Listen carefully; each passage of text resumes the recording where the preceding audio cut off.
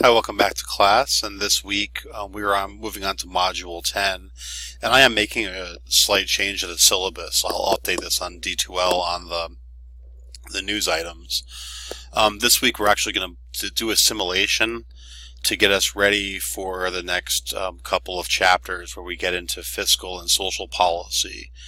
So this is a very fun game. It's called Fiscal Ship that we're going to be playing, and it gives you an opportunity to see some things that people should consider when they're making decisions based on economic policy and social policy, if they are interested in paying attention to our debt.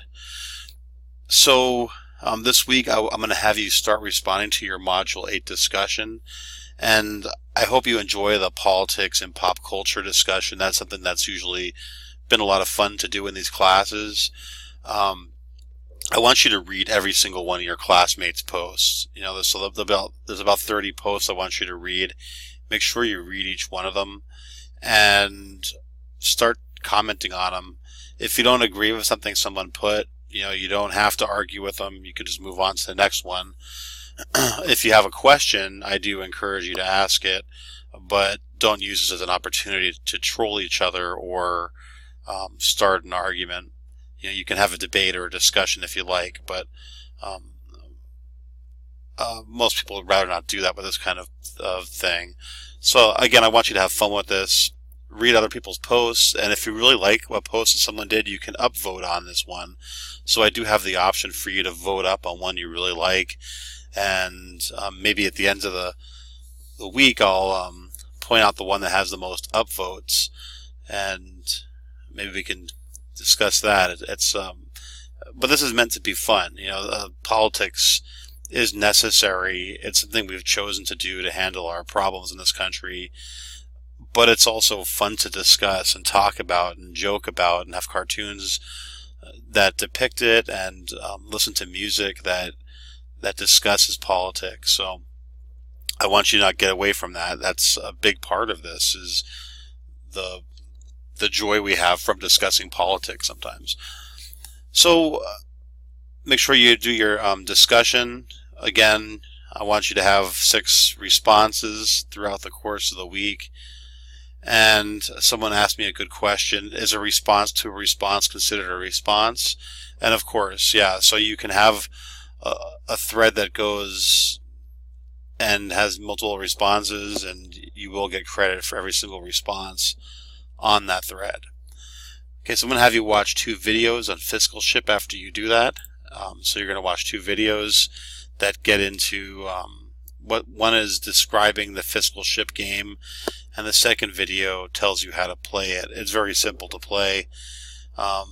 You can play it anonymously. You don't have to log in. But I want you to pay attention to what your policies are that you're voting for, that you're trying to push through, and I want you to see how difficult it is to keep the ship balanced. So then you're going to do a Dropbox discussing the policies you use for Fiscal Ship. And again, this is something that in past semesters has been a lot of fun for students to do. So make sure you get that Dropbox done. And you're going to use that information for your Module 10 discussion, where you just discuss your policy from Fiscal Ship. I have a video on here from Justice Stevens. He's a retired Supreme Court Justice, and he discusses some changes that he could make in the Constitution.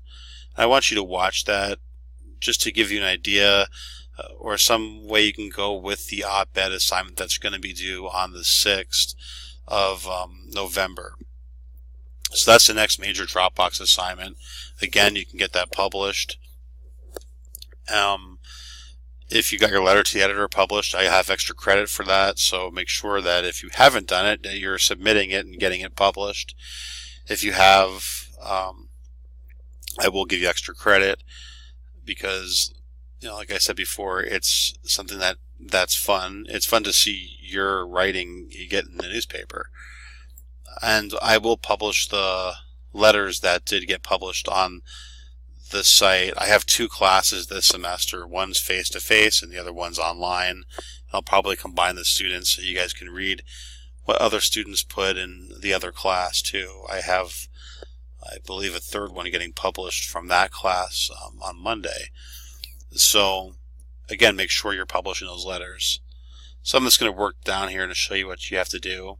First, here is the video on fiscalship, telling you what you have to look forward to with this game. And then, of course, how to play fiscalship. Make sure you watch this. And you click on this, and it'll bring you to fiscalship, which is put out by the Brookings Institute. And it's important to point out that the numbers they use for fiscalship are not arbitrary.